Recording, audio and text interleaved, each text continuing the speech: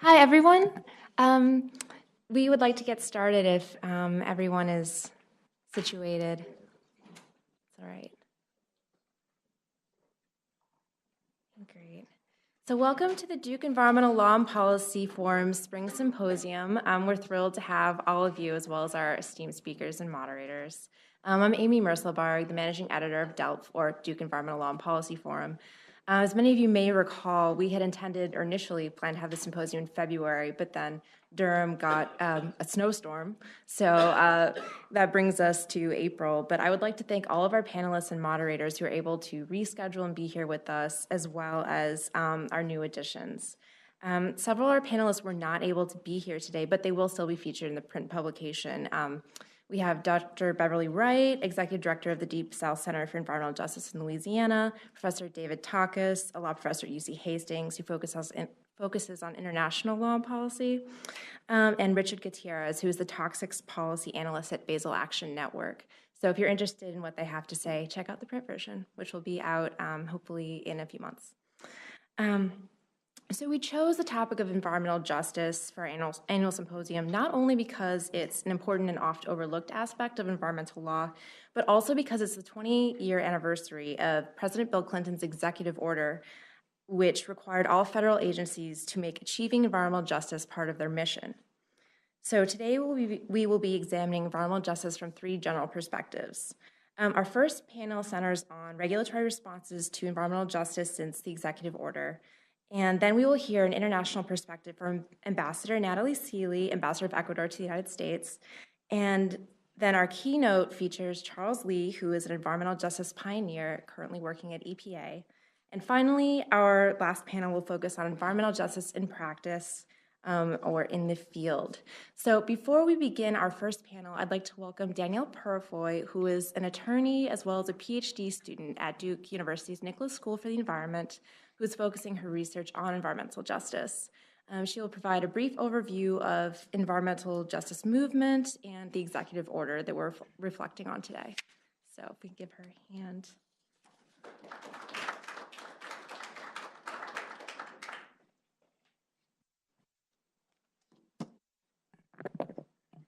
So good morning, everyone. Right. Actually, before I begin, I actually like to have us give the DELPF staff a round of applause for rescheduling this so quickly.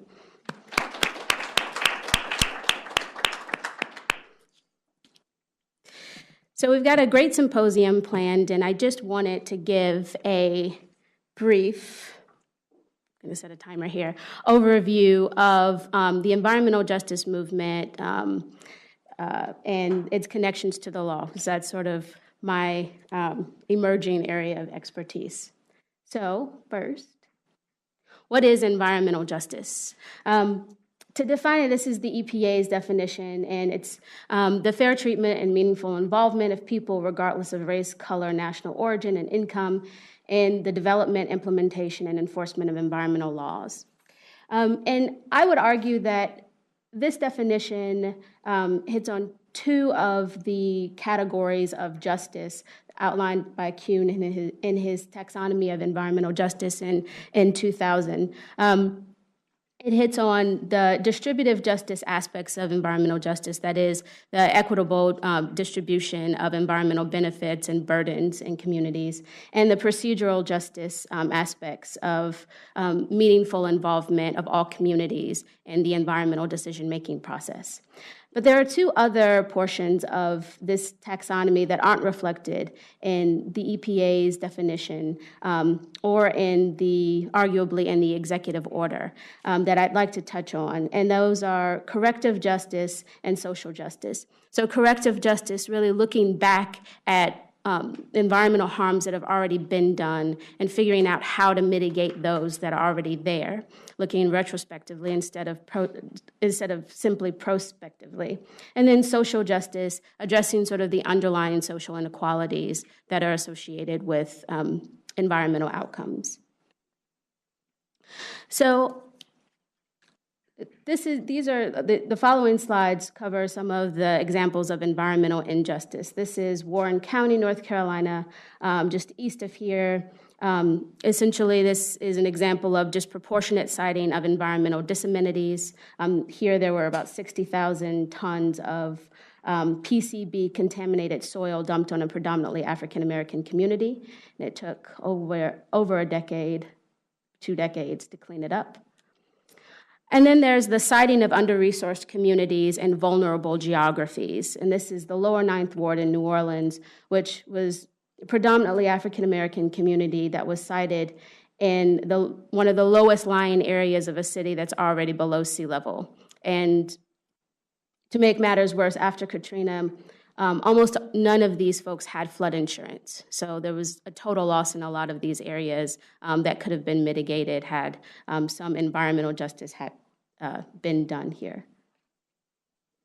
And then there's some emerging environmental justice issues, climate injustices due to communities due to sea level rise. This is a photo of Kivalina, Alaska, which filed one of the first sort of climate justice lawsuits back in 2008 to several of the world's largest greenhouse gas emitters in order to relocate this indigenous community. The lawsuit failed, but as you can see, the water is certainly encroaching on this island.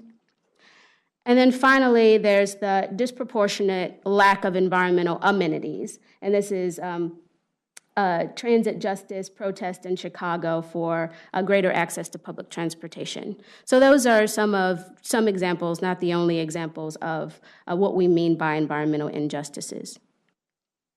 And this, I'm not going to go through this whole thing, this very truncated timeline of environmental justice events. And as you can see from the top, 1979, the law has always been an integral part of the environmental justice movement, environmental justice principles. This lawsuit was filed in Texas against a solid waste facility that wanted to site a landfill in a predominantly African-American community in Houston.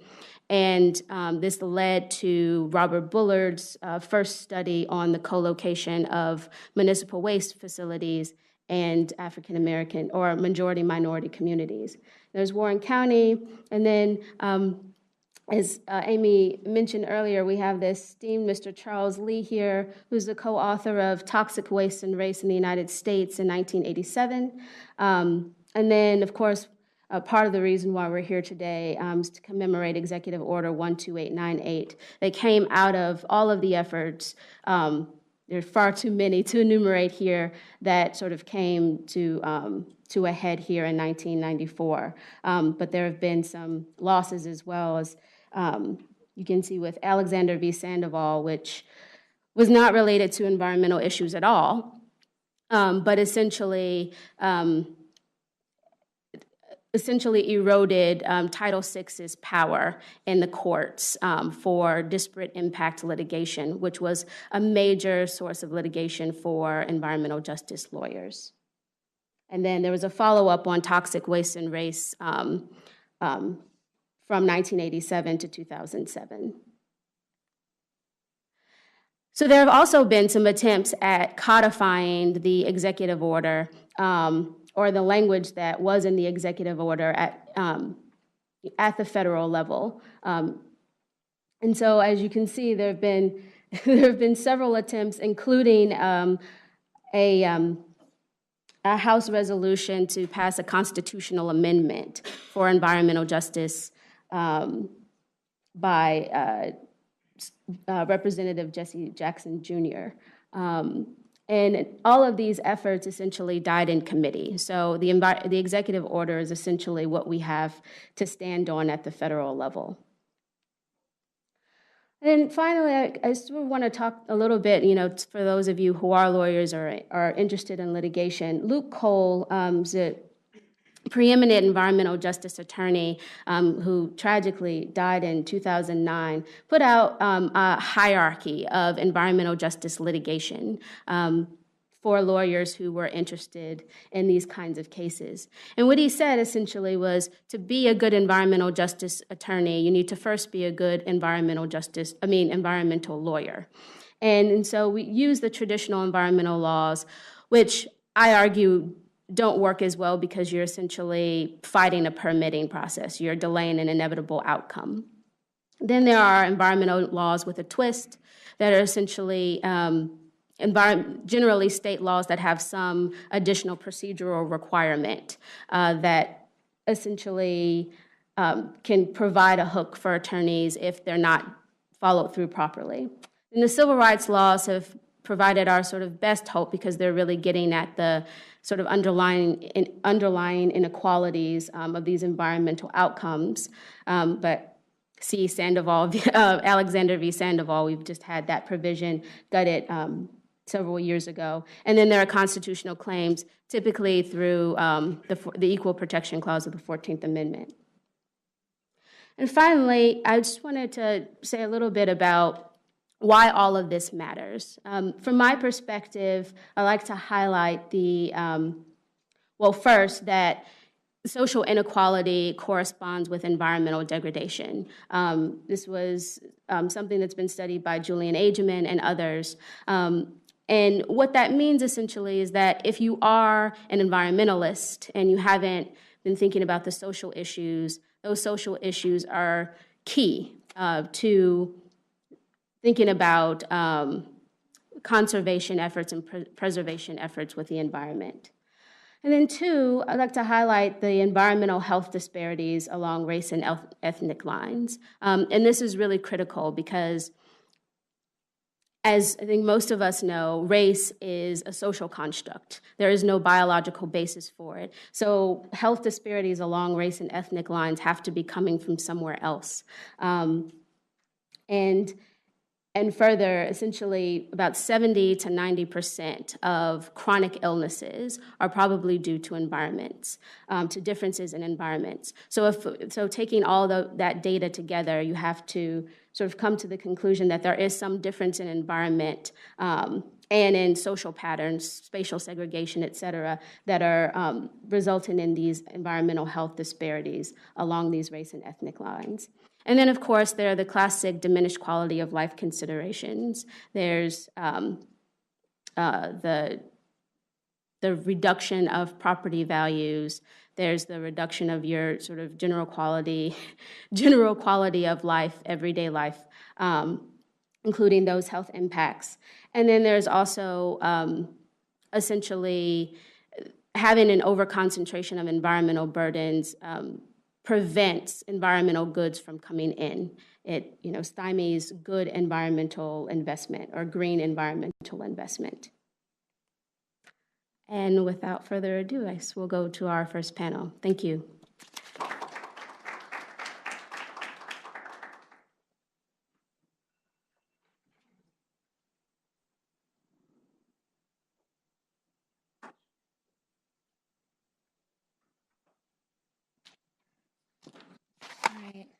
Thank you, Danielle. That was a wonderful introduction. So now we're going to move on to our first panel, which is called 20 Years of Regulation and Policy under Executive Order 12,898, which is the executive order we've been talking about so far.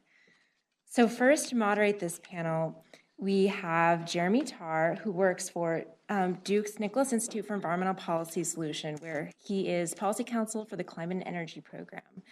He's worked there since 2012, and as policy counsel in the Climate and Energy Program, he's focused on policy issues relating to greenhouse gas emissions under the Clean Air Act and deployment of innovative clean air technologies.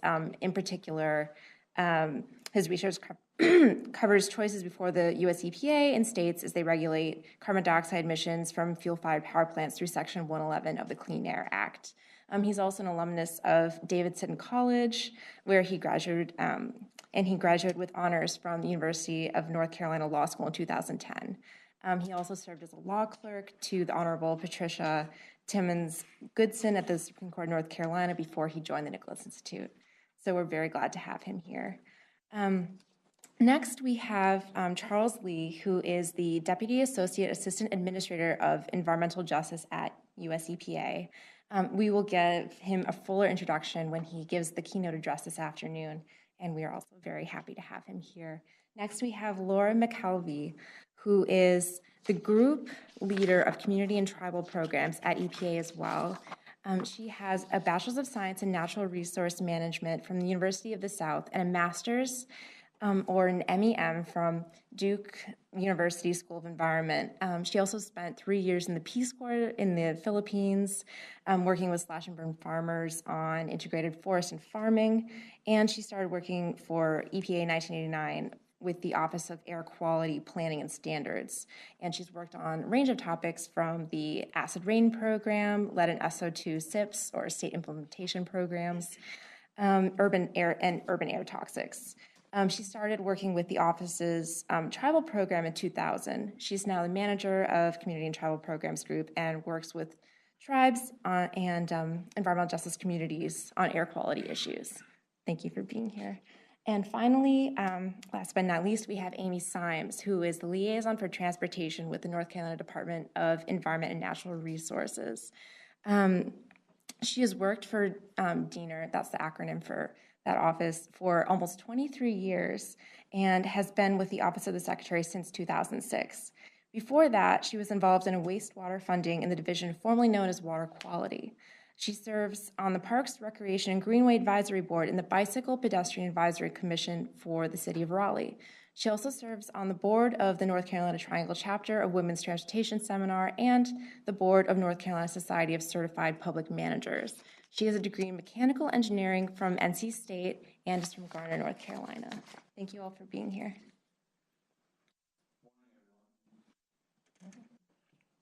Laura and Amy, thank you for joining us on the panel today. We're going to, as Amy mentioned, we're going to talk a little bit about the executive order and look back over the past 20 years of environmental justice in the United States. But we're also going to talk a little about environmental justice today, EPA and North Carolina efforts, and then look forward and look at the coming decades and what environmental justice types of issues we should be thinking about in terms of environmental justice going forward.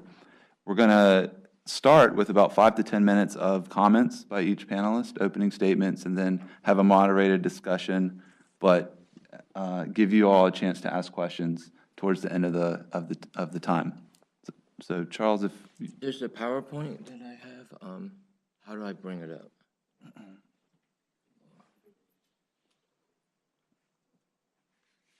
I guess maybe I'll just stand and so I can see what it is. Okay.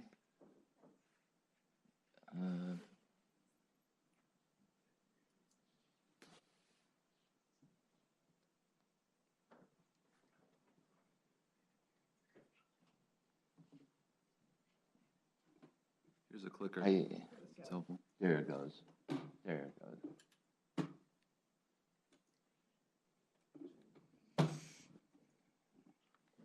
Yeah. Good morning, and thank you for being here, and thank you for inviting me. I have looked forward to this for some time, and it was great that we are able to reschedule this. It's great that we were able to reschedule this. The reason why I wanted to have a PowerPoint was because there's a lot to cover, and it's probably easier for you to follow if you have something up on the screen. And I was going to really cover Plan EJ 2014, which, as you know, is named to time with the 20th anniversary, which is this year, of the signing by President Clinton of the Executive Order on Environmental Justice.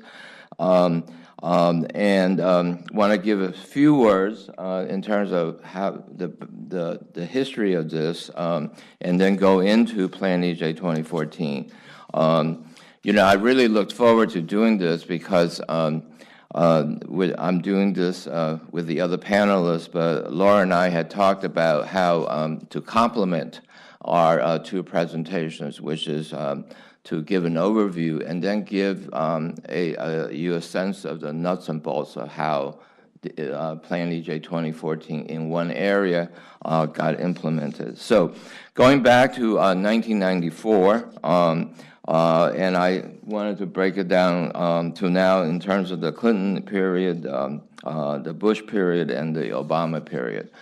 And, in 1994, when President Clinton signed the executive order, I think it's fair to say that very few people, very, very few people, knew what environmental justice was. And one needs to keep that in mind as we look at the history as it evolved. So, when the executive orders, I guess its most important words is each federal agency shall, as appropriate, identify and address disproportionate environmental and human health effects of its programs on minority populations and low-income populations. That's, I think, verbatim. Within it, though, there's also a reference to indigenous populations. So that is really, or tribal populations, that's really an important part of the executive order. But, at that point, and even till now, there's a lot of quandaries about exactly what does disproportionate mean. Now, looking at it from another perspective, if you go to impacted communities, overburdened communities, we all know what that means.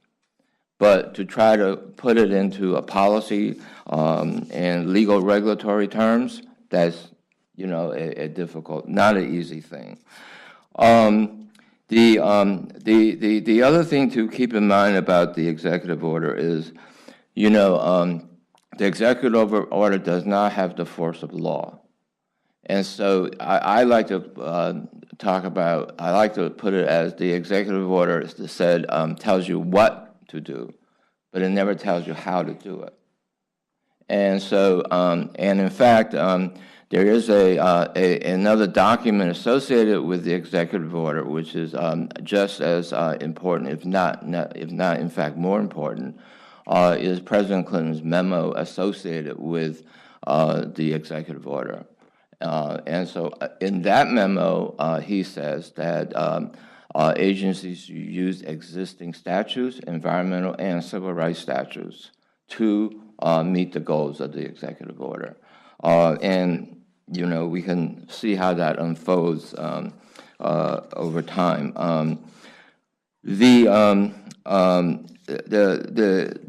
fact of the matter is that for the very early years of the Clinton administration, and one blip in terms of how this unfolded was in 1994 was also the year that Congress, the midterm elections really changed the political landscape, and that really, I think, retarded a lot of forward progress, and put a real chill in terms of progress. But the ways that the federal government at that point kind of began to establish the policies around implementing the executive order can be reflected in the 1998, I think it is, guidance, the CEQ guidance on incorporating or considering environmental justice in the NEPA process. And if you really look at it, it doesn't say very much. And it's really not something that agencies or others find that you can really operationalize. And so that's just one example. The one thing that is really important in all this, if you want to trace the history, is that in 1995, Professor Richard Lazarus and members of the National Environmental Justice Advisory Council's it was the Enforcement Subcommittee that wrote a set of recommendations that said that federal agencies should, that EPA should identify the statutory authorities under which, by which it can address environmental justice. That actually, didn't see the light of day for a long time. in 2000, at the very end of the Clinton administration, Gary Guzzi, who was at that point the general counsel, did issue a short memo about how to implement that within the EPA's permitting authorities. And so, so we would go over to the Bush years. You know, obviously, I think one thing to note is I think the Bush administration decided that it just wouldn't bother with environmental justice. There was a lot of talk, concern about, you know, the executive order being rescinded and other things, but essentially what happened is it was that it just didn't do much with it. You know, I think there are a lot of people at EPA, you know, that have inherently a real commitment to environmental justice. And, you know, I can tell you about my history and how I ended up at EPA after being an advocate for all these years and so on and so forth. But the thing is that the people at EPA, there's an inherent reservoir of people at EPA, like Laura, for example, like Andrew and others, that are really committed to these issues, and even at pretty senior levels of leadership. So things went on at EPA, you know, and a lot of things were learned, and I mean, there was progress in terms of developing particularly work within communities, resulting in some significant grant programs like the Community Action for a Renewed Environment and Environmental Justice Collaborative Problem-Solving Grants and things like that. But on the regulatory front, not much has happened. And I would note the governmental accountability offices report that around whether or not about EPA's consideration of environmental justice in 3 air rules, and basically it said EPA did not. You know, so when I assumed the director of Office of Environmental Justice, shortly around that time, I said that you know, one of the things we really have to do is to really address this question of environmental justice in the rulemaking process, and a lot of the groundwork. In fact, a lot of the guidance that's coming out under Plan EJ 2014 was originally written at that point.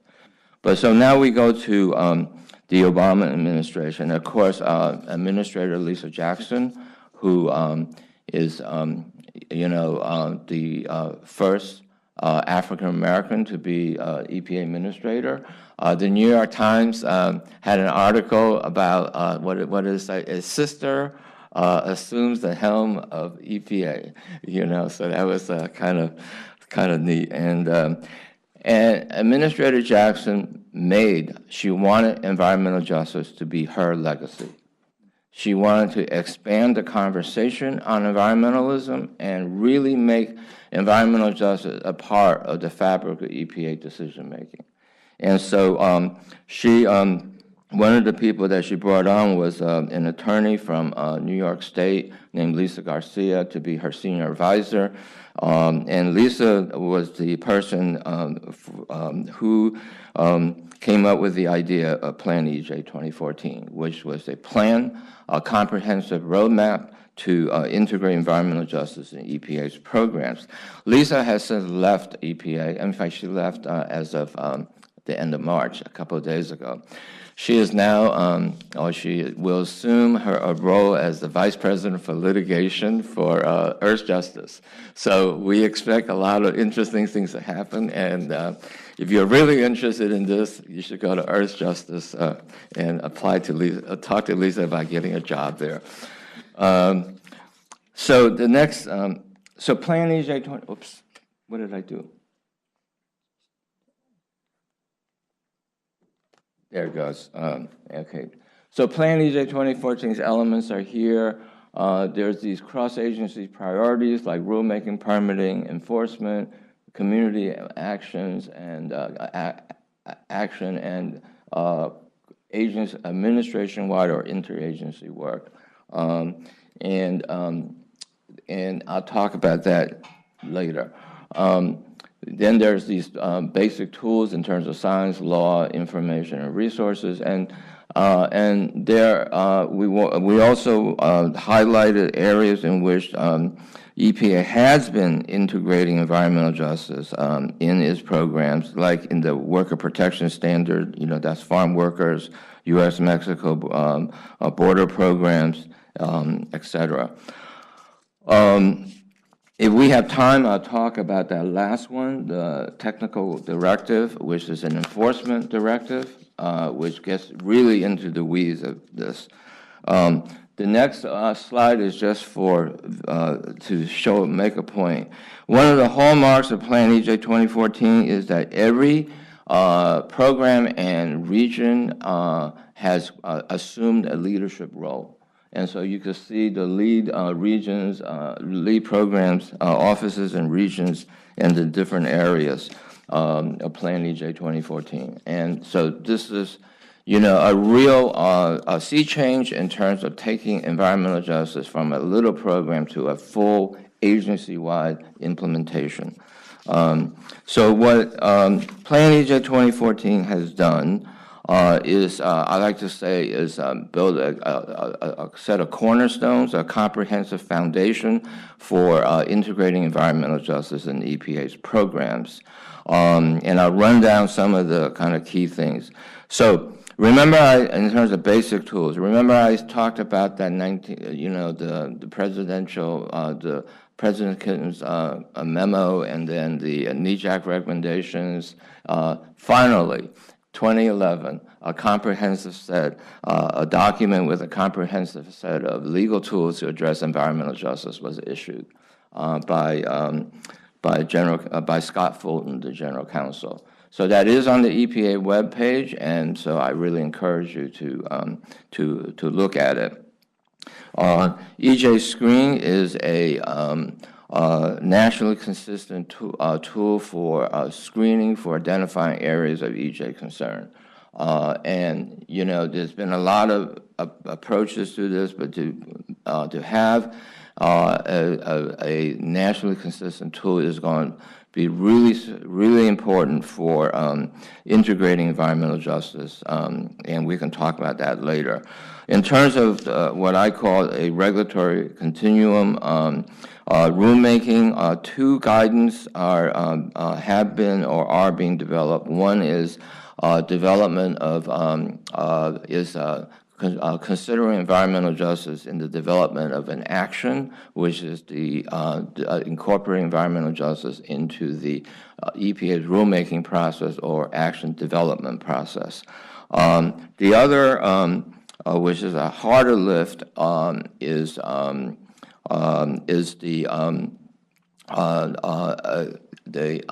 guidance on considering assessing environmental justice in EPA's regulations, or the technical guidance for doing environmental justice analysis for rules. That is going through its paces. It just got finished the Science Advisory Board review. The report is forthcoming and will be really interesting. And overall, the SAB has been very supportive of this, and so we're really looking forward to the finalization of this towards the end of the year. The second area, in terms of permitting, is the EPA decided to approach this in two phases. The first is to focus on enhancing public participation for overburdened communities, and this whole effort is described in a Federal Register notice that EPA issued last year. Part of that entails every EPA region developing a plan to do enhanced public participation for EJ communities, and EPA is now and this is for EPA issue permits. The EPA is currently developing guidance and resources around considering environmental justice in permits. I do think that one thing that to note is we have a lot to learn from, and I want to bring to your attention EPA's recent decision around the Bristol Bay copper mining permit, which potentially will be one of the largest open pit copper mine ever developed. Is in Bristol Bay, an area of Alaska which has a large Native American population, and EPA under the Clean Water Act, Section 404, I think it is, essentially said that environmental conditions has to be established by the Army Corps of Engineers. And so this is a huge decision. The enforcement and compliance, EPA looked at enforcement and environmental justice as part of the entire life cycle of the EPA, of the enforcement process, from targeting to development of cases and remedies, with community involvement being an important part of that, where appropriate, because of course enforcement is, has a lot of actions which are, subject to confidentiality requirements. So this is part of EPA's taking environmental justice and putting into the enforcement system at EPA. So there is, and that's where the technical guidance that I just talked about comes in, a commitment to identify in EPA's enforcement database all actions which have which are related to environmental justice. So over time, we will be able to start to track that. Interagency efforts, and I talked about that effort. The interagency working group was revitalized. One of the big areas of accomplishment is operationalizing a set of analytic and educational resources to operationalize environmental justice in NEPA. And that is huge. That is huge. And I will say again later, NEPA, in my mind, is a touchstone of the executive order, because President Clinton specifically mentioned it, and so it is really gratifying to see that we're finally making progress on that. Community assessment tools, in fact, it is really great that Andrew Geller is here from the Office of Research and Development, because one of those is something called community-focused environmental risk screening tool, which is a community-oriented tool to do environmental assessments, and there's mapping tools that are also being developed, and a number of grants that focus on health disparities and cumulative impacts.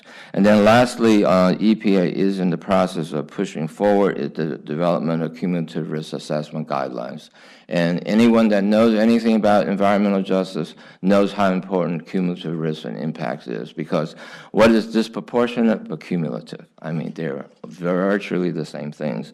And so we're committed this year to developing, issuing a policy and and peer reviewing what we're calling a key elements document, which is essentially the first chapter and an annotated outline of the forthcoming full cumulative risk assessment guidelines. So I will stop there, and that's a big picture, and Laura will kind of talk about how this applies in the AIR program. Ready? Thanks, Charles. So just to orient y'all to where our office is, the Office of Air Quality Planning and Standards is one of 4 program offices in the Office of Air and Radiation. Our office handles much of the Clean Air Act under Title I and Title V. And Title III, for those of you who do any work with tribes, it's a big provision in Section 301D of the Clean Air Act. So we're responsible for developing the national ambient air quality standards for the criteria pollutants. We set all of the technology standards, the maximum achievable control technology standards, new source performance standards, the new carbon rules that are coming out under 111. So anything that has to do with setting the national standards for source categories, we write those. We also write all of the rules that are designed to give guidance to the states on how to develop their state implementation plans and the national permitting programs. So the figures are out of EPA, our office issues around 85% of the rules. So there's a lot of responsibility. My office, we have a staff of 13 great people who have been charged with working with communities and tribes on environmental justice and other issues around air quality. But one of the big things that we do is we work with internally to make sure that as we're working on writing all those rules, communities and tribes have access and input into that development. So really my group is structured with 4 kind of key areas of responsibility. We focus a lot on doing the analysis for the rules, the environmental justice analysis for the rules, and we have a strategy to prioritize and tier the rules that are coming through so that we're doing the right level of analysis to support the rules that come out. We work on capacity building because we want the communities and the tribes to be effective in their commenting and their participation. We do a lot of trainings across the country at the community level and with the tribes on what our authorities are, what are the tools that they can use to participate effectively, how to network. So it's a fairly comprehensive training that we do, and we target it, we tailor each training depending on what's going on in that community. As an example, I will be going up to Detroit later this month and spending 2 days with one community that has a petroleum refinery and a steel mill and the International Bridge and just a lot of different industry in that area. And we bring the state folks to the training, we bring the industry folks to the training so we can start a dialogue along the way. So we do not only working with the rule writers on doing the analysis on the rules, but we also try to get the communities up to speed so the rule writers and the communities are speaking the same language. We also do work at the community level. We have been heavily involved in the CARE program, Community Action for Renewed Environments. Right now, the funding's kind of dried up for that program, but we still try to work with communities on the ground level to help facilitate bringing resources together to solve their problems. Finally, the 4th kind of area of responsibility is working with Charles's group on those cross-cutting national policy issues. We were heavily involved in the development of the EJ and rulemaking guidance, the technical guidance. Adam back there works on EJ screen. So we try to be a support player in making sure that guidance is moving forward. We also have folks that are working on the permitting phase 2. We had folks in phase 1 and in phase 2. So we kind of juggle a lot of different balls in the air. One of the things that I wanted to point out, and I know we hear a lot from communities, they get very frustrated because they don't feel like their voice is being heard and they don't feel like they're having an impact on our rulemaking. And one of the things that we're trying to do with Charles's group is to highlight some of the successes that we've made. And I can go all the way back to the urban air toxic strategy, which I was the lead on way many years ago, and I don't even want to think about how many years ago it was. But even back then, the Clean Air Act under Section 112K, which is the urban air section, has had two goals. We had to achieve a 75% reduction in cancer incidence and a substantial reduction in non-cancer risk. We were able, through the efforts of the NEJAC and our communications with communities, to add a third goal into that strategy that we developed under 112K to focus on communities with disproportionate impact. So even back then, we were able to start infusing environmental justice in the work that we do. Recently, we've had some successes in one of our mineral wool rules. So it was a residual risk standard that was developed, and we had a lot of work with a community in Kansas City that's impacted. They had a lot of chromium that was emitted from those sources, and we were able to incorporate some changes in the way that we proposed that rule based on that input from the community. We have a rule that's coming out, our residual risk rule on petroleum refineries. The proposal is going to be coming out soon. And we've been able to walk through the CASAC and through our regulatory process some important changes to that rule to include, and this is a proposal, fence line monitoring. For the first time, the industry would be required to do fence line monitoring. There's some other compliance changes that we've been able to incorporate it into that draft. Some of the efforts to remove startup shutdown malfunction provisions that keep industry from peaking out emissions are also being addressed. So it's a very frustrating process for a community when they feel like they are being impacted. And they see things going forward, but slowly but surely, progress is being made at the agency, and we're able to. The more successes that we have, the more inroads we have to be able to move the program forward. So that's just kind of big picture, and I didn't want to spend too much time, but that kind of gives you the structure of how we work. Thank you.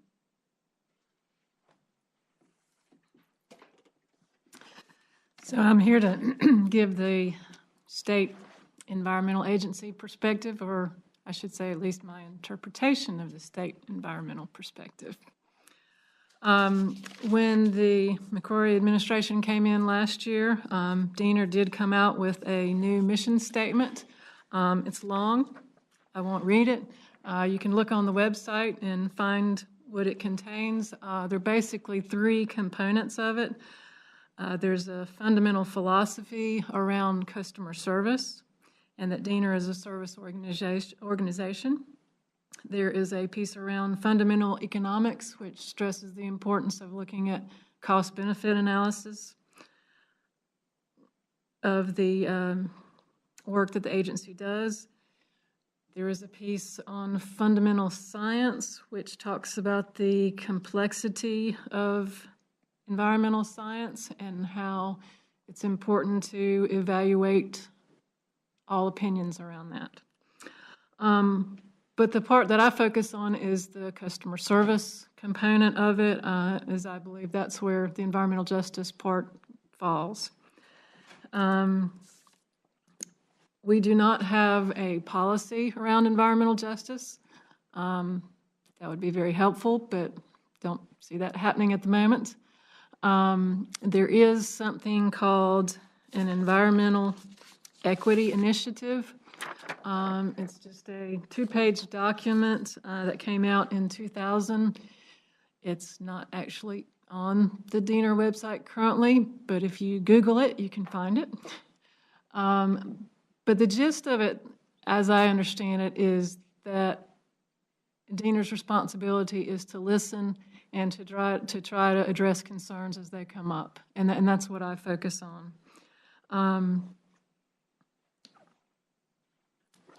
Diener, with respect to environmental justice, is a rather reactive agency. Most of the time, we don't get involved in issues unless communities call us or they call EPA, specifically Region 4 of EPA. And we do collaborate, I collaborate with Region 4 on issues as they come up, and we try to facilitate conversations and see if we can address the community concerns. Diener does not have the resources to really do a huge effort around EJ or a lot of other things for that matter. You know, I see other states in Region 4, like South Carolina, that has at least 4 or 5 EJ positions. I think Alabama's got at least 4. But unfortunately, North Carolina doesn't even have 1 full-time position devoted to it.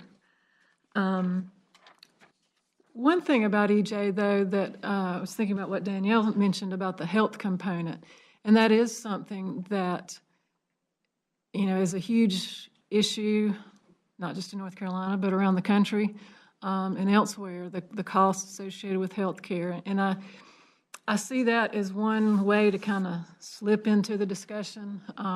There are interagency efforts between Diener and Commerce and DOT and DHHS to address health in planning and the built environment specifically.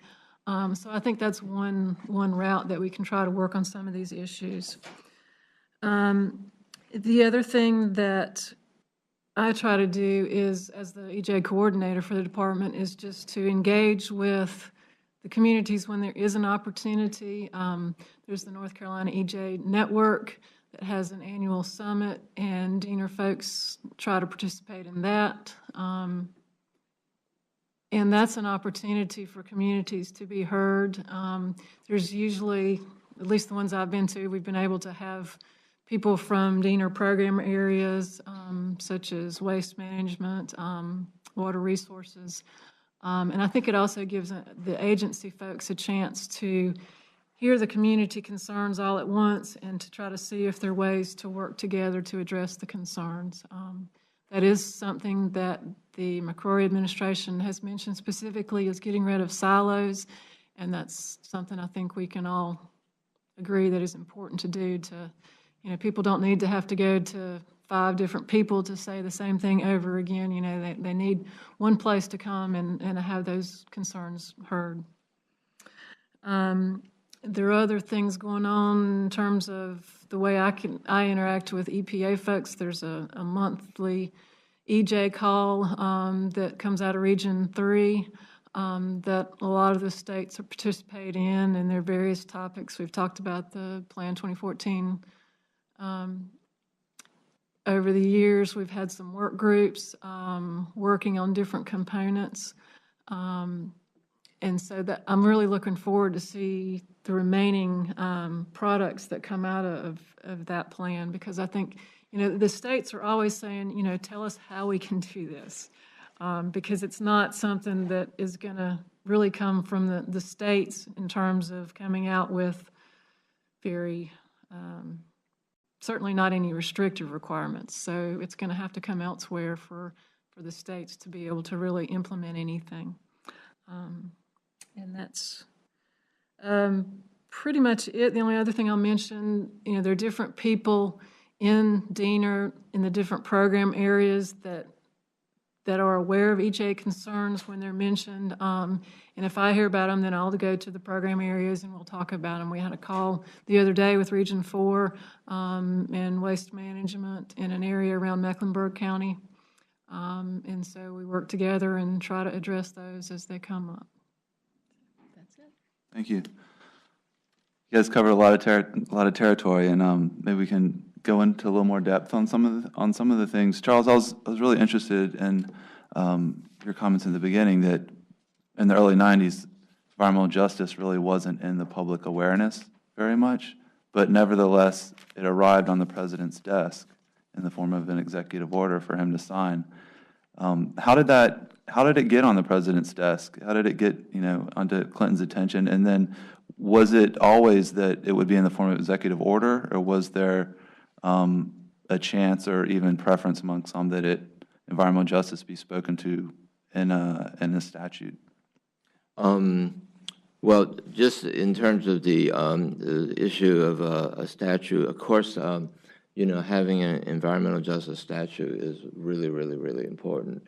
And of course, Congressman John Lewis, who is, renowned for many, many things, was the sponsor, along with then Senator Al Gore, of the Environmental Justice Act. And there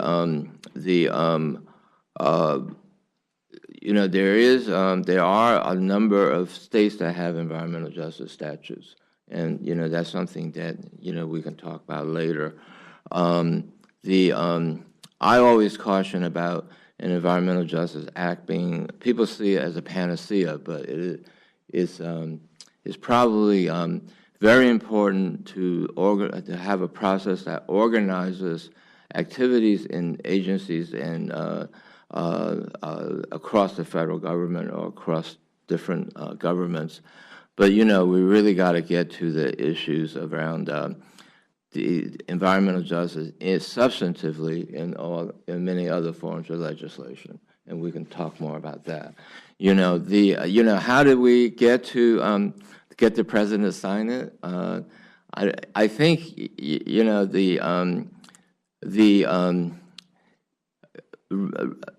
I was pretty much a part of bringing environmental justice initially to the federal government, and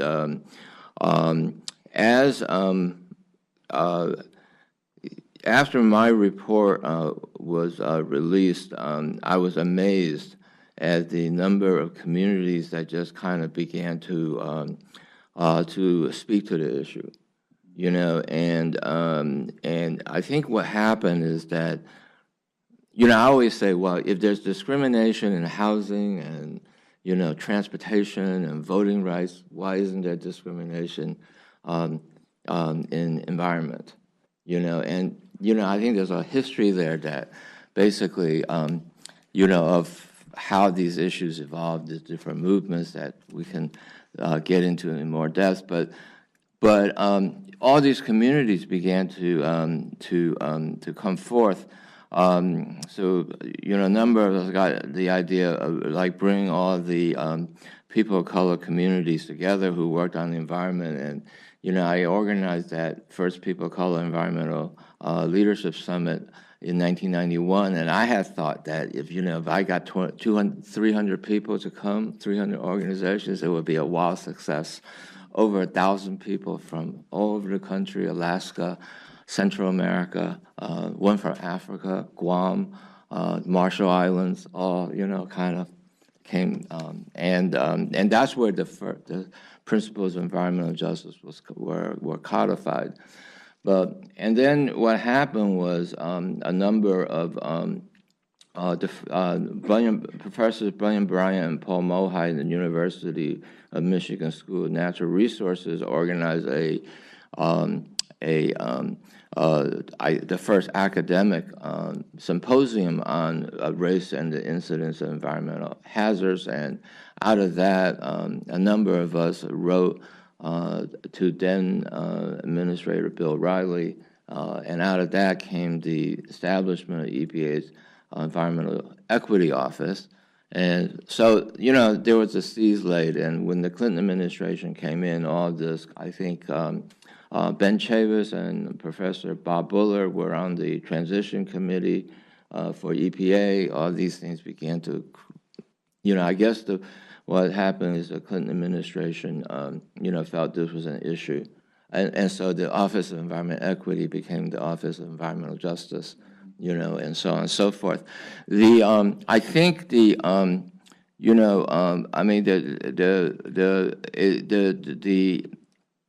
community activism that gave rise to this was with a very small group of organizations, but I think it was a pretty remarkable effort in terms of what it had, you know, when Toxic Waste and Race was the night before, we released Toxic Waste and Race at the National Press Club.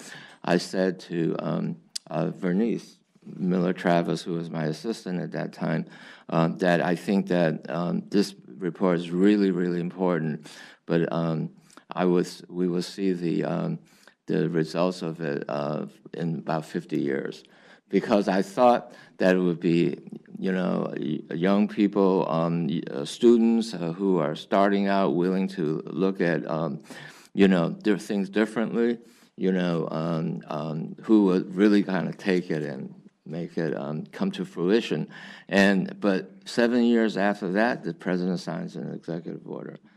And I think that's because ultimately when there's this seething issue that was in communities that, you know, really was there for a long time and just kind of burst forward in the end of the 1980s. So once the executive order came out, I mean, one of the primary thrust of it is that it instructed agencies to include the promotion of environmental justice in their mission statements and also develop independent agency plans for promoting and addressing environmental justice.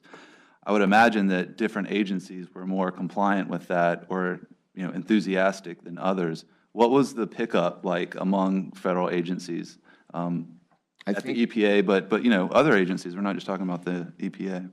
I mean, I think, you know, understandably, EPA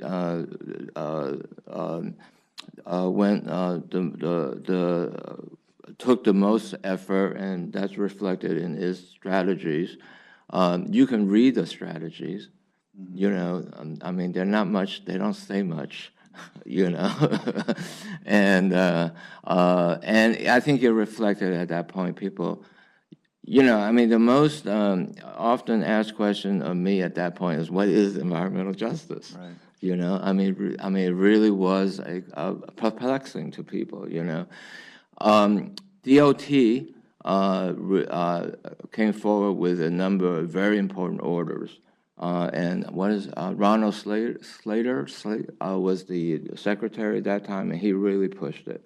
And you can trace it now into the current orders that DOT has, and I mean, they have real depth. USDA, the Department of Agriculture, came out with a real order around environmental justice. So there were certain agencies that really took it on. The National Institute, the Department of Health and Human Services, and the National Institute for Environmental Health Sciences, which is located here, you know, and invested in tens of millions of dollars in environmental justice grants and spawned a whole generation of community-based participatory research.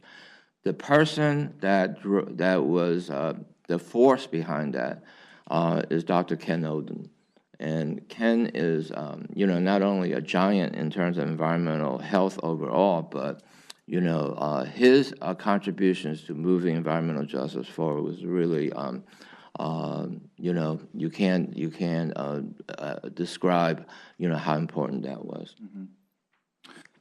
The idea of an environmental justice statute comes up a lot. What would be some of the advantages, Laura, I don't know if you want to speak to this first, of an environmental justice statute versus an order or a proactive agency like maybe someone described the EPA?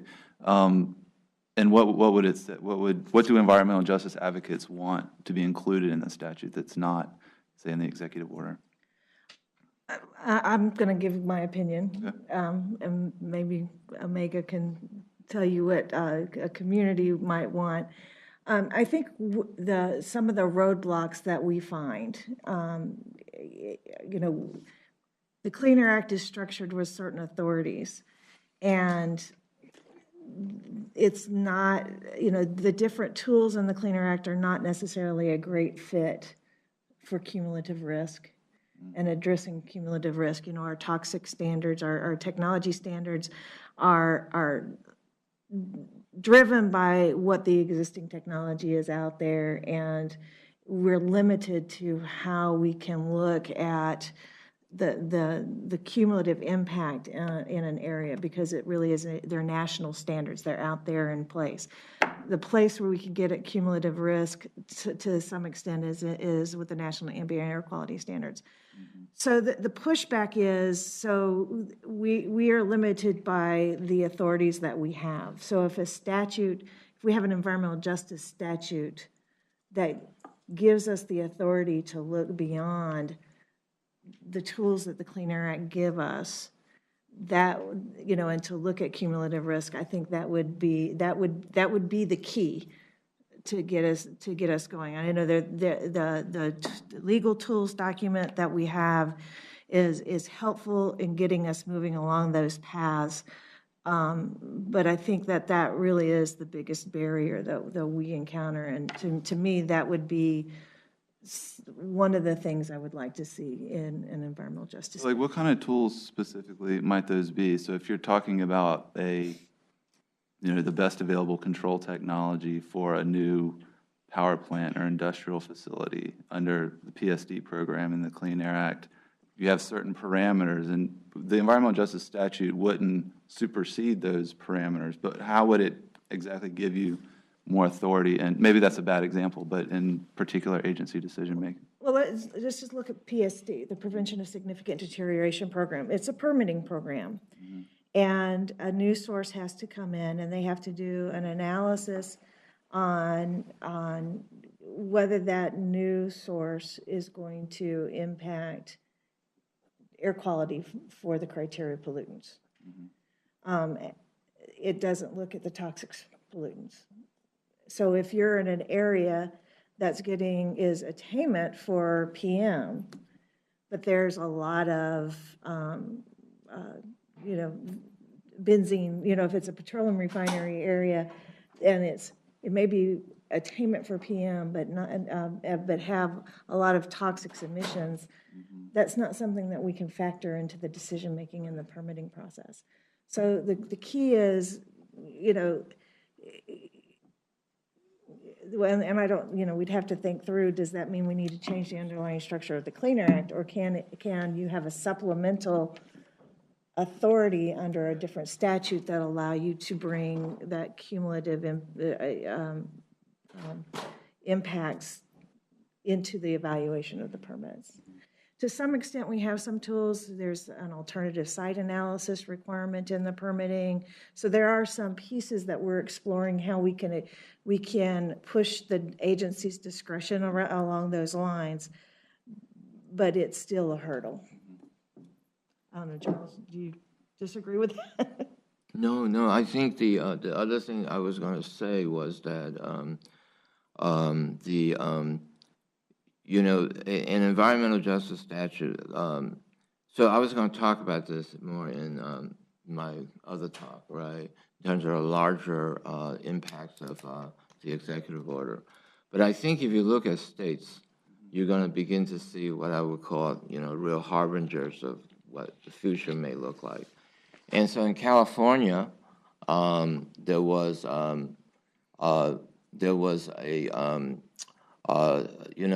Hilda Solis, who was then a state senator and became a U.S. representative and Secretary of Labor. She introduced and got passed the Environmental Justice Act. And actually, the wording of the California Act is virtually the same as the executive order.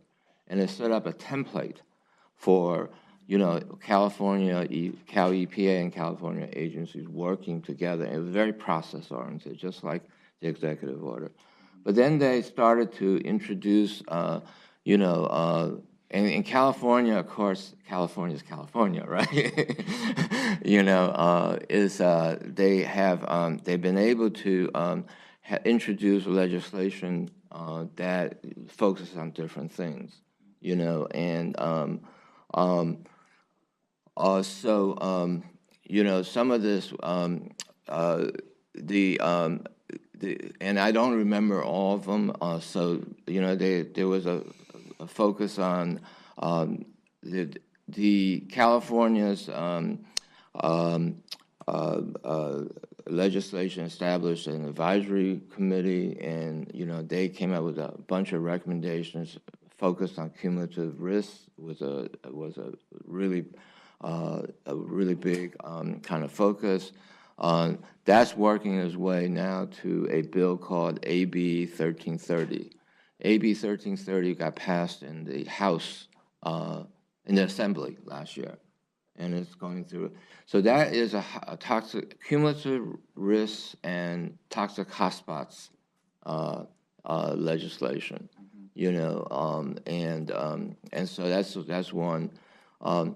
The California's climate change legislation, and so the backdrop to that is that there was all this controversy about cap and trade and, disproportionate impacts and co-pollutants and all this stuff, right, that impact certain types of communities.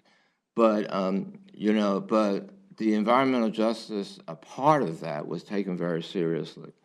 And so out of that grew a thing called SB 535.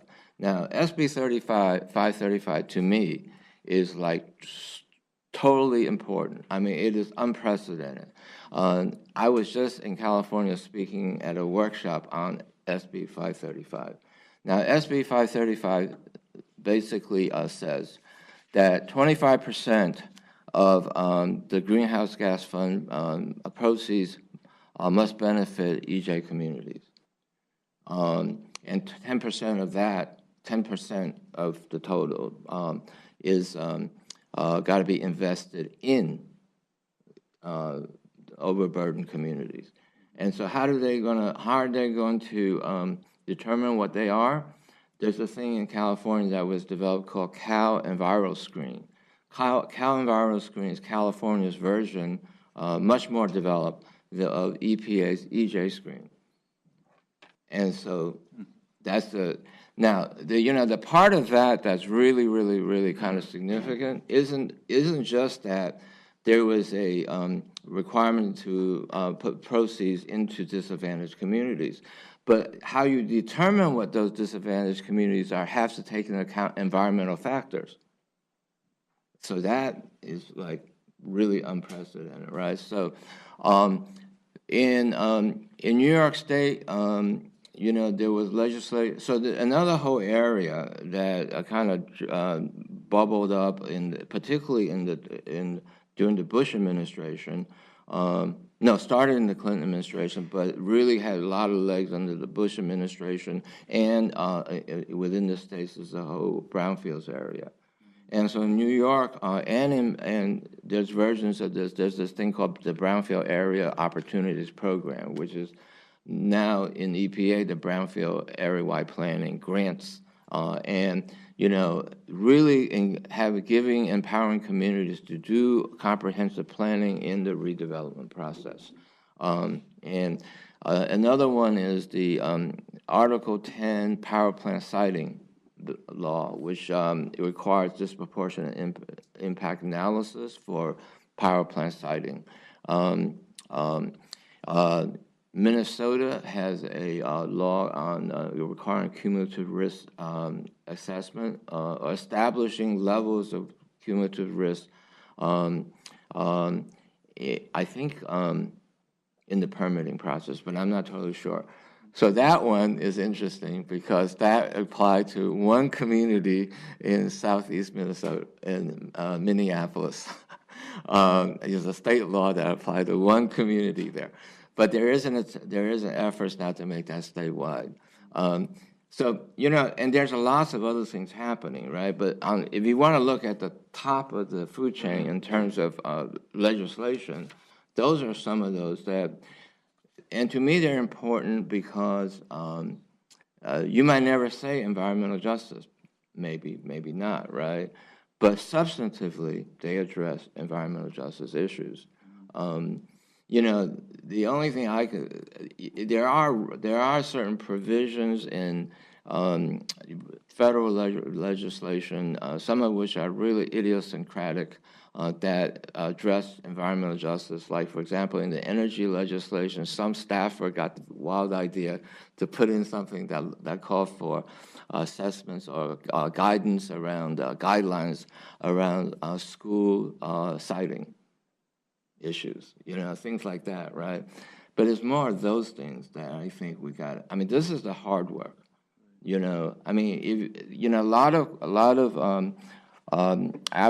of advocates believe that, the passage of environmental justice legislation important is going to be, solve all the issues, but it's not. And it's like what you just said. If there's going to be this kind of overarching legislation, just like the Pollution Prevention Act, which is a really great law, I think. It basically says you cannot supersede the underlying legislation, right? So you can only go so far, right? Is the other side of it, which is really addressing the substantive issues within the Transportation Acts or the Housing Acts and things like that. This issue of the relationship between federal action in states and a lot of environmental issues, the federal government leads and you sort of hope states follow. Other times, states leading and sort of pushing the federal government to act. Amy, you wanted to sort of hear from you for a second. Charles mentioned a number of states that are, I think, maybe being proactive in some folks' mind with environmental justice, but in your opening statements, you mentioned some of the challenges that states can face in thinking about environmental justice. Could you talk a little bit about some of the challenges a little more about some of the challenges that states face that may want to implement environmental justice sort of initiatives or at least consideration into their decision making? Well, I think part of it, in my mind, is the difference between shall and should. I agree that an overarching EJ legislation would not solve all the problems, but I think the states are looking for something with teeth that says you shall do this, not just guidelines that say you should consider, because it's easy to put forth minimal effort and consideration and move on. I mean, there are challenges around resources or lack thereof, not having people to go meet with concerned communities. Yeah, I mean, short of, say, a statute, maybe that'll happen, maybe it won't sooner than later. What are there ways that, say, the EPA could help states, or maybe there are things that it's already doing a sufficient job, but the way that the agency could help states that are under-resourced or maybe starting from scratch and dealing with environmental justice issues? Well, I think, one thing that the states are always looking for is the specifics, about this is what you should do. And, as Charles has said several times, there are not a whole lot of specifics. And, I realize sometimes there are very good reasons for that. But I think that's the kind of thing, because the states keep saying, well, this is important to us, but we really don't know how we should do this. Yeah. I mean, Laura, is the flip side possible as well? That are there ways that states could really help the EPA move in the direction that it sounds like the agency wants to go? I mean, are there things that the EPA needs from states in order to continue moving forward on environmental justice? I think one of the keys is relationships. When we're working with communities, we want the states there with us, and vice versa. If a state's having a problem,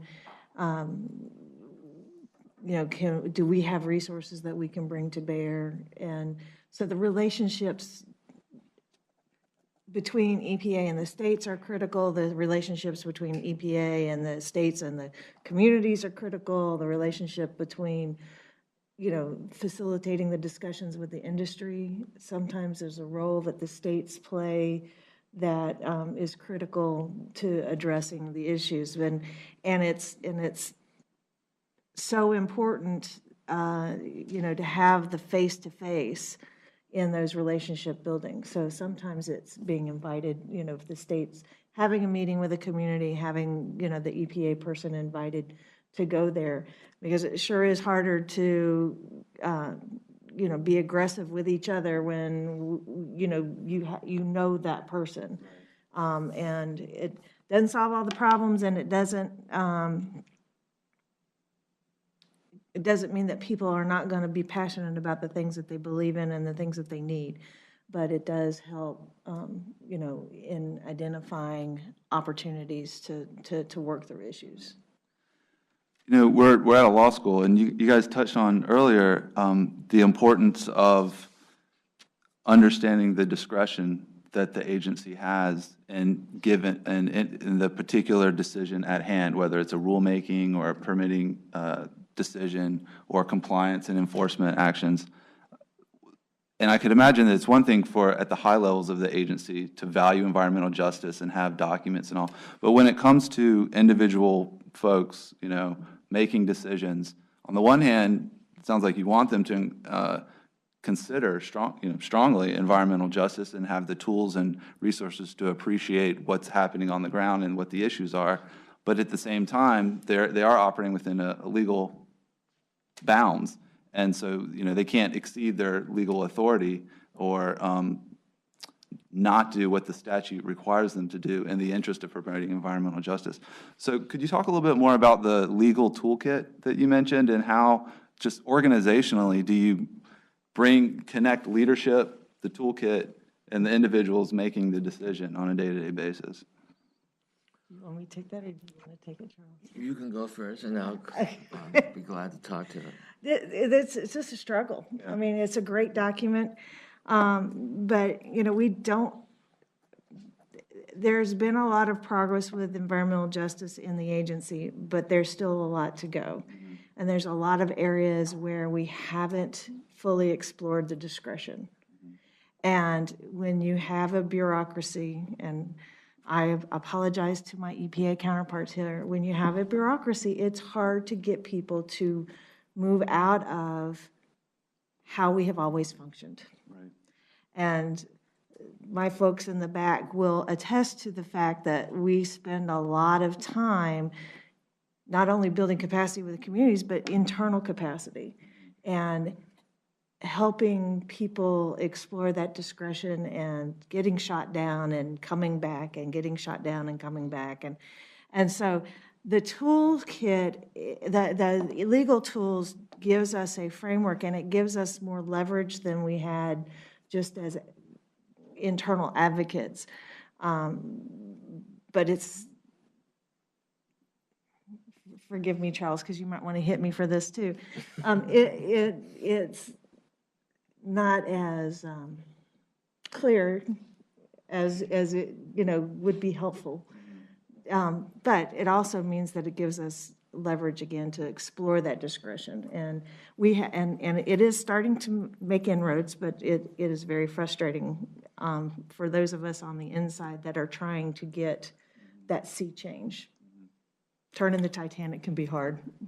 The EJ Legal Tools document identifies discretionary authorities, by statute, and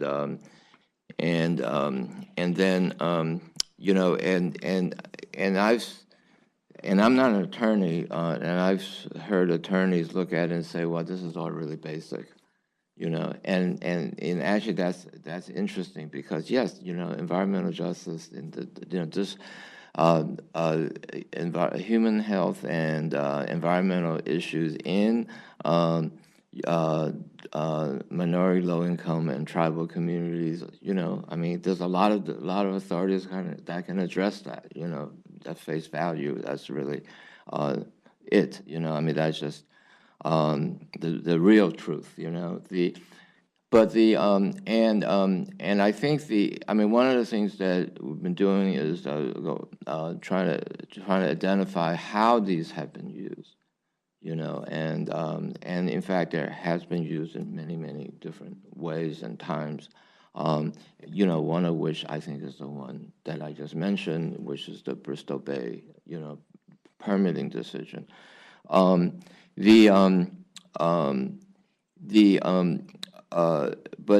I think, you know, just like anything else, it isn't just the fact that we have this framework, like Laura says. You know, now, you know, there's a something that points to perhaps some direction in terms of where one should look. But then it has to be the use of it, the establishment of precedents, you know, and this is where I think something like legal tools document cannot be just an internal EPA conversation. It's got to be a conversation, you know, in the communities, and you know, in law schools, and everywhere. You know, at the Environmental Appeals Board, at EPA, at, you know, wherever, right? Because I think, you know, over time, if we establish precedents, and it's the quality of those precedents that's going to really determine how, you know, decisions get made, you know, after that, right? And, you know, I use the word you know, about progress in this area as being painfully incremental, right? The emphasis being on the word painfully, right? And so you know, and that's going to take time, I think. You know, but I think that's where we have to start to really look to, and I'm hopeful that you know, we really start to engage a conversation about the use of those statutory authorities. You know, I wanted to ask one more question, then open it up to the audience for questions to be thinking about what you may want to ask. But I do want to, when I think about the big, looking forward and the big environmental questions that we have, I mean, I think anyone's list, almost anyone's, would include climate change. And often with environmental justice, climate change adaptation is what gets talked about, and perhaps we can talk more about that today. But I did want to sort of put my finger on mitigation. And Charles, I believe it was you that alluded to this earlier, where when it comes to, a lot of economists view cap and trade programs as the most economically efficient way to reduce carbon dioxide emissions.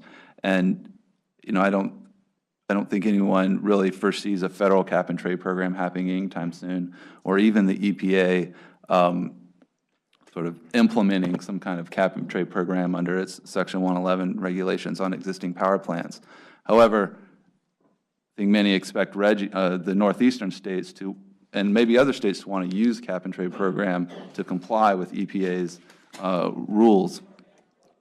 At any rate, some view cap and trade as a really economically efficient way to reduce climate change, but some in the environmental justice community sort of take issue with cap and trade because it avoids an opportunity to protect and help fence-line communities. So, for example, if you have a heavily emitting coal-fired power plant that, under a cap and trade program, could continue emitting or even increase emissions so long as they can buy adequate carbon allowances to allow that, and would sort of miss the opportunity if that unit was required to reduce emissions itself, the co-pollutant benefits for, say, mercury or NOx and SOx and other non-air pollutants.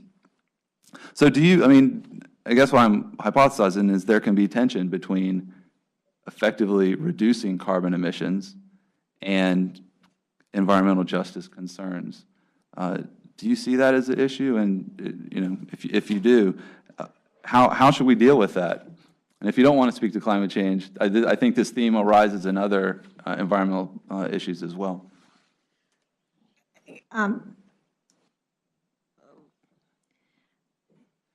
We have, you know, there have been a number of rules that we've promulgated in the past that have dealt with climate or cap and trade, or trading programs of some sort. Recently, we had the cross-state air pollution rule, and our before that the CARE, clean air, interstate rule, all of them had a trading component. So where the state, they were would be implemented via the SIPs, and each state would have a set of allowances to allocate to the sources. And we heard through in comments on all of those rules, concerns by communities about that. So I think that it is a real issue. It is something that we have to think about if we're going to go on the route of doing cap and trade programs in the future. On the other hand, cap and trade has been very successful in the acid rain program, and the reductions of sulfur dioxide and the other pollutants that get the co-benefits from the controls have improved the environment considerably. So there is a tension there, and I think it is something that we will continue to have to grapple with as we're trying to, we've gotten the easy stuff out of the air and out of emissions. Now we're getting to the hard stuff, and it's going to take more creative work and getting the next round in, and that creative work may need to be cap and trade. It may be that we need to build in minimum, protections, that you can't have, you can't have significant impacts on those communities. So I think there has to be a balance. But I think, it is something we hear from communities all the time.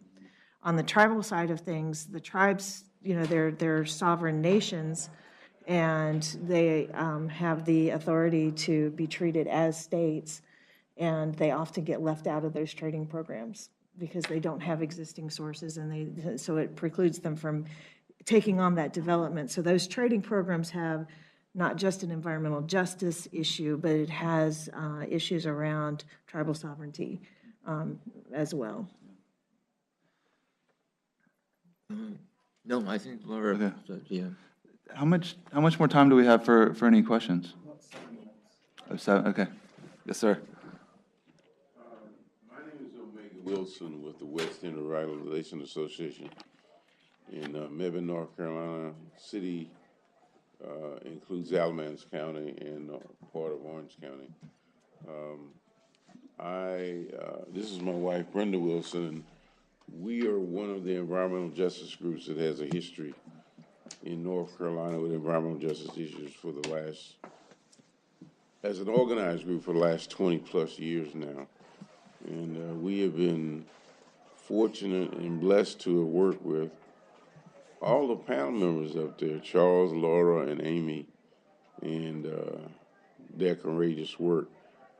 And we're here to help fill some of the gaps as a community organization that's actually tried to fill the gaps that all three of them talked about that doesn't reach the community level.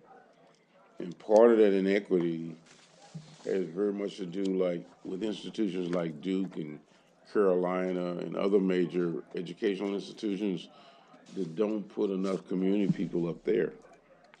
So it doesn't become an academic discussion. So you actually hear from people who are impacted. In our case, to fill some of those gaps, virtually everything that Charles put on us on the presentation up there are things that we've been involved with as an advisor for NEJAC and working directly with him and Laura and Amy. And they're working with us with programs that we put on in the community. So I think one of the gaps in this is talking about it as if there's not a structured activity in communities that addresses how to get all three of these levels of government to work for us. In order to get that response, in our case, we filed civil rights complaints at the Department of Justice because we couldn't get the response from Amy's agency. This is not blaming agency. Amy and I worked together in a very good way for a long time. Or Charles, because Charles knows about this, because something that I think Laura said and all three of them said, that the limited resources, limited authority, and we got that back as a community group. Did everybody say we have authority to help you with highways tearing our houses down and digging up our cemeteries with no compensation? Air quality issues with interstate corridors and landfills and water sewage treatment plant. Our response was to file a complaint to the United States Department of Justice. After 4 years of working with these agencies and getting no response, so the Department of Justice intervened and found out 6 branches of the federal government was in violation of oversight of the Office of Civil Rights for each one of those agencies, which told us that there was a massive gap between federal policy, which is what this panel is about, and actually implementation at the ground level, where most of the responsibility relies with state organizations. So our case became part of a model, I guess we'd say, Charles, dealing with goods movement and lack of basic amenities, air, sewer lines, roads being paved, stuff that should have been taken care of in the 30s and the 40s in low-income minority communities. So there's another discussion that hasn't been held, and maybe Duke University and some of the students like Ms. Purifoy and Mr. Harry Gore, is he here, John? Yeah, I'm here right back here. Hey, John. Or trying to work on to get us involved as students to bring some of the energy the university has to try to address solving the problem from our point of view, not policy.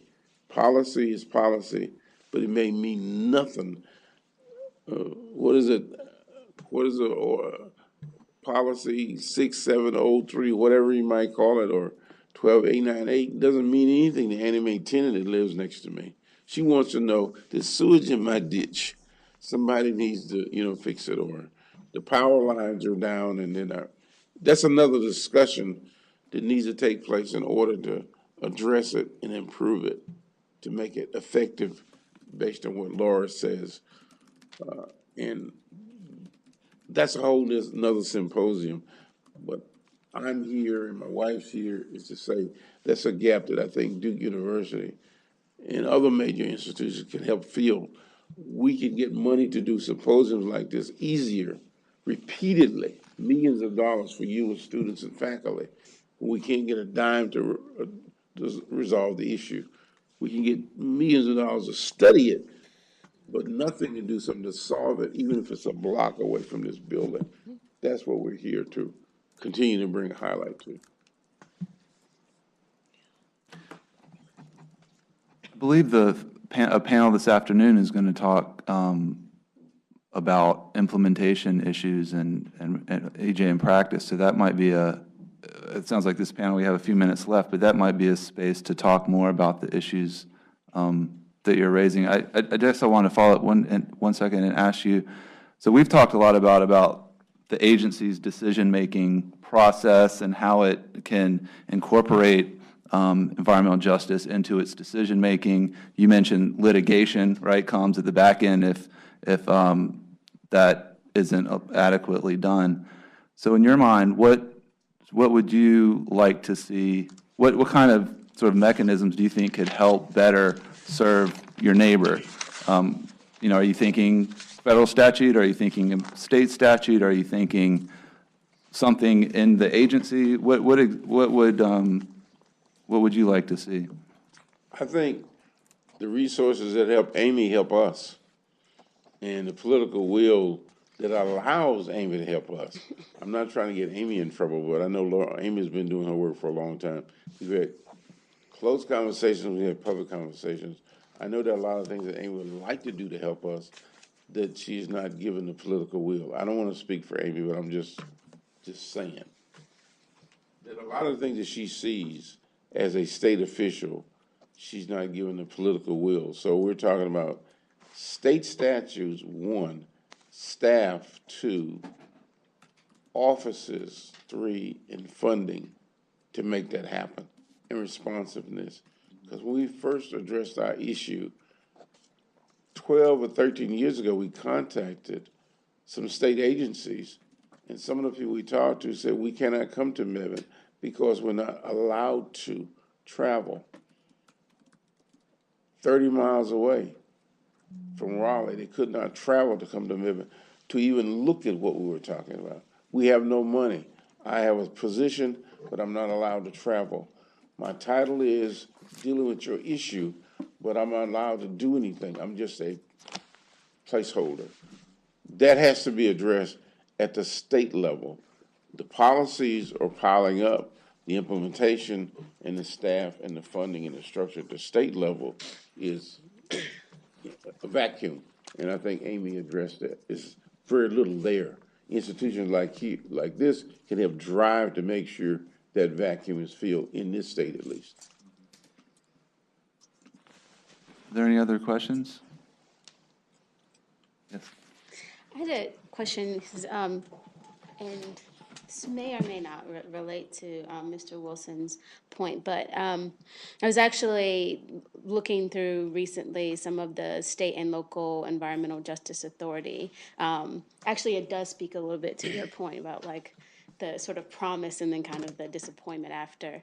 But Cincinnati, I think about 4 years ago, created an environmental justice ordinance that essentially created an environmental justice permit. It was one of the first substantive laws I've seen at the local level. It's a question of whether or not it really belongs at the local level, if we could get it for all of Ohio. But essentially, you know, circumventing this issue of, oh, you're not allowed to sort of supersede this, you know, whatever the traditional environmental permitting regime is, because, you know, even if you got all of your state permits and your federal permits, if you get to Cincinnati, if you're in Cincinnati and they say you know, there's a cumulative impact here, you can be rejected on that basis, which I thought was brilliant, right? But they've also not been able to implement it. And so I wanted to sort of bring that out as well, as that, you know, these things are definitely happening even at the local level and very brilliantly. And I don't even know how, you know, the political will to kind of get something like that passed. But I also, you know, raised another question about this idea of a race to the bottom. And Amy may have some concerns about this is that, you know, there's the race to the top that, you know, you sort of hope will happen if, you know, you get sort of a cascade of states passing laws. And there's some evidence that, you know, in certain circumstances, gay marriage, for instance, like you'll see a race to the top in some instances, not in North Carolina. Maybe there's some backlash in some instances. But what about a race to the bottom in terms of this? You know, so that is, if you have all of these states that are implementing these sort of, you get the political will and they're implementing these sort of stringent standards. Do you see states like North Carolina, a lot of places that are more conservative, do you see them get dumped on more? I'm just wondering if that conversation has been had, and I think that may be yet another argument for a sort of federal regime in that sense. And then, well, this sort of may speak to the international panel. Then if we have a federal regime, do those firms then just go abroad? And what are the implications of that? I know that's a big question for. So is your question, do you see more development in those states that are less progressive?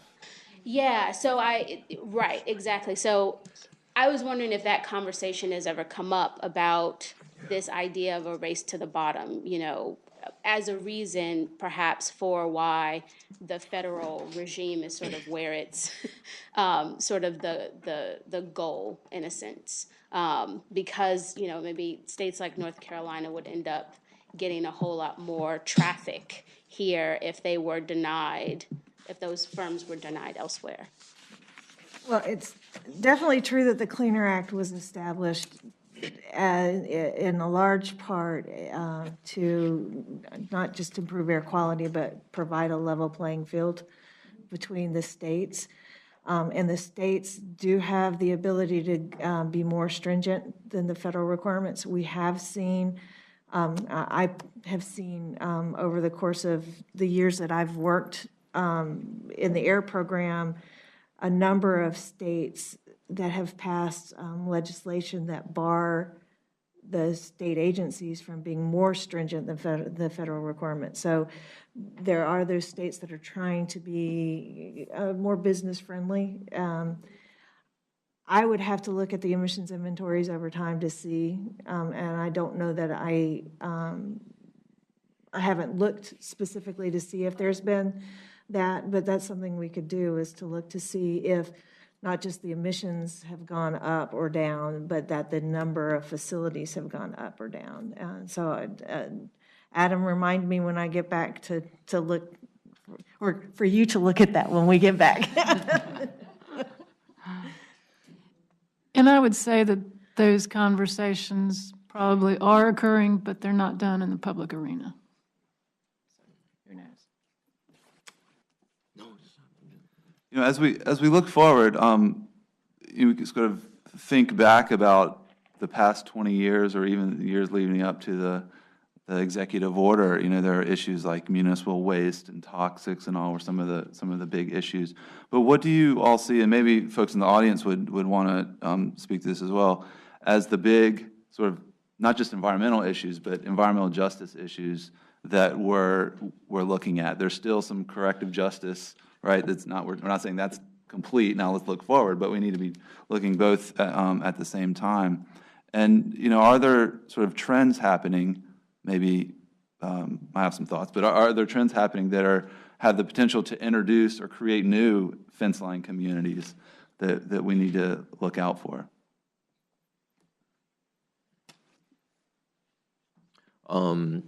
Well, climate is definitely a huge issue, you know, in all its different permutations, you know, and, you know, I think there's you know, in the South, there's in Katrina and New Orleans, Hurricane, you know, Superstorm Sandy, all this. I mean, there's a huge number of observations and lessons, you know, if you will. And I think that's a whole symposium, you know. There's, and this is not by any means, I mean, issues of sustainability, you know, water quantity, you know, we were just in a meeting in Denver, and this is the, you know, everybody who's from the area who talked about that, you know, and I mean, that's just one example of a lot of other issues. I mean, you know, you know, I always, you know, the lack of the competition for resources is, you know, the basis for conflict between nations, you know, and so, so these are all, you know, going to be interconnected. Another one that is been that's just a huge issue, and there's communities really organizing around this, is like Omega said, goods movement, the movement of freight. The movement of freight is essentially predicated on, I mean, the reason why it's becoming such a big issue is the globalization of commerce. And so, you know, issues around ports and, distribution centers, rail, et cetera, et cetera. I mean, the fact of the matter is that ports are expanding, you know, with the Panama Canal, you know, expanding. This is going to become much more of an East Coast issue. But, you know, I think 43% of the containerized cargo that enters this country heretofore has been from two ports, Long Beach and Los Angeles. If you look at any port, you know, the land use issues are like, you know, the communities are right up against the ports. I mean, if you're going to talk about, you know, how you address that, you know, I think those are, you know, really, really huge challenges. I mean, you know, near roadway exposures and things like that are, you know, also, you know, areas that we need to, monitoring issues, you know, also a part of this.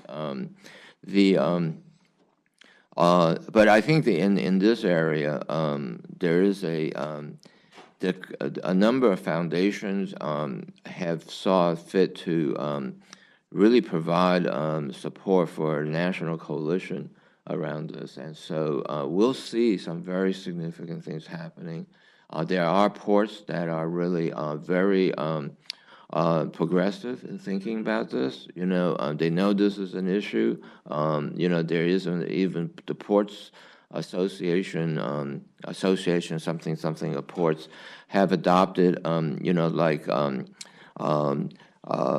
best practices or policies that say that, you know, they should be sustainable ports, meaning communities have to be part of that.